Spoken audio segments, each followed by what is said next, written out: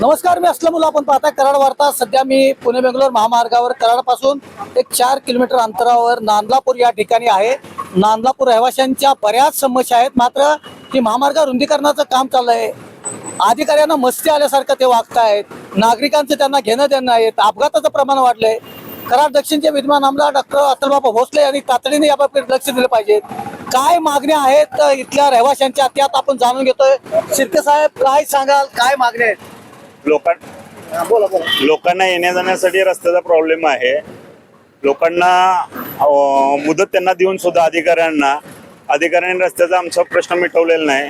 गावातील काही लोकांची घरं रस्त्याच्या पलीकडे आहेत, वस्ती आहे, शेती आहे, येण्या जाण्याचा मार्ग बंद आहे आणि अधिकारी कुठलीही जबाबदारी घ्यायला तयार नाहीत. हा, तर हे काम मी आल्यानंतर मी त्यांना विचारलं हे काय करतायत, तर आमचं काम चालू आहे. मग मी म्हटलं आम्हाला गावला जायला रस्ता नाहीये, तुम्ही हे काम बंद पाडलं. हे काम बंद पाडलं. मग त्यासाठी रानात जायला लागते, पलीकडे रस्ता क्रॉस करणार, जनावर आहेत पलीकडं.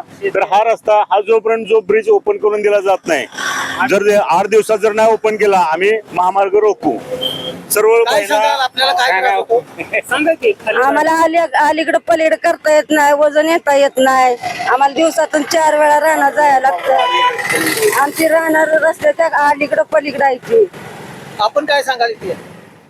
तर अशा समस्या आहेत आम्हाला.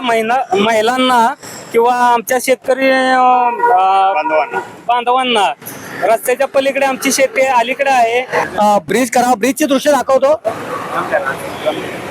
ब्रिजचे दृश्य दाखवतो तुम्हाला. हा ब्रिज जो आहे तो येत्या 8 दिवसात खुला करावा, जेणेकरून नांदलापूरच्या रहिवाशांना या ब्रिज खालून ये जा करण्यास फार मोठी मदत होणार आहे. शाळकरी विद्यार्थ्यांना होणार आहे, अनेक वाहन चालकांना होणार आहे.